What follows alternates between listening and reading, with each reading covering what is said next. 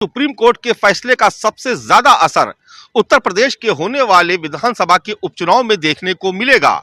यहाँ की सियासत के केंद्र में ही बुलडोजर है, लेकिन सबकी निगाहें 2027 के होने वाले विधानसभा चुनाव पर टिकी हुई हैं। जी हाँ, ये यूपी है।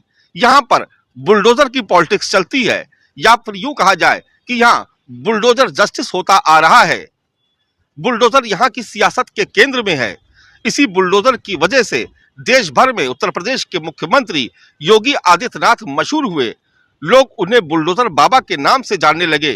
हालांकि यही बुलडोजर अब सवालों के घेरे में है, लेकिन खास बात यह है कि इस बुलडोजर पर जितने सवाल खड़े होते रहे, ये बुलडोजर उतना ही ज्यादा आगे बढ़ता गया।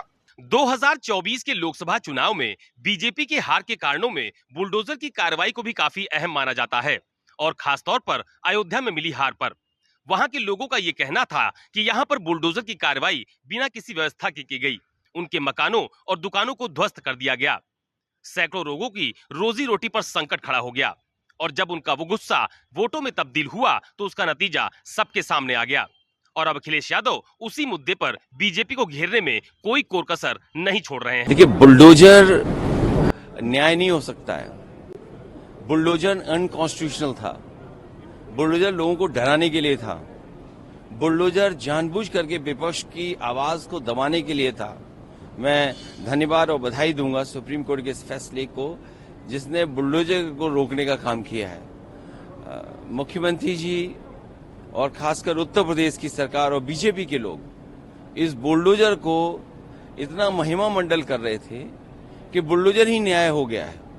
और इनके तमाम कार्यक्रमों में, इनकी रैलियों में इस बात को ये इतना बढ़ा चढ़ा करके लेकर के आते थे जिससे लोगों के अंदर भय पैदा कर सकें।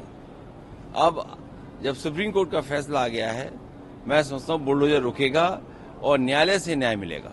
ये तरीका था भारतीय जनता पार्टी का लोगों को डराने के लिए, और उन्होंने न्याय के लिए बुलडोजर बना दिया था। बुलडोजर अन्याय का प्रतीक हो सकता है, न्याय का प्रतीक नहीं हो सकता। भारतीय जनता पार्टी की सरकार तो इस बात को पहले से ही मानती रही है कि राजनीतिक प्रतिद्वंदिता के आधार पर, पूर्वाग्रह के आधार पर बुलडोजर की कार्रवाई नहीं होनी चाहिए। लेकिन किसी अपराधी ने अगर इंक्रोचमेंट कर रखा है, अगर इलीगल कंस्ट्रक्शन कर रखा है, तो विधि की परिधि के दायरे में उस पर बुलडोजर चलना चाहिए। लेकिन जैसे उत्तर प्रदेश में समाजवादी पार्टी की सरकार के रहते हुए अखिलेश यादव जी ने अपने ही विधायक रामपाल यादव के घर पर बुलडोजर नाराज होकर के चलवाया था, या उद्धव ठाकरे ने नाराज होकर के कंगना रनौत के घर पर बुलडोजर चलाया था, ऐसी बुलडोजर की कार्रवाई तो रुकनी ही चाहिए। ऑनरेबल सुप्रीम कोर्ट का अंतरिम आदेश इसी ओर इशारा कर रहा है। ऑनरेबल सुप्रीम कोर्ट के फाइनल आदेश की सब प्रतीक्षा कर रहे हैं।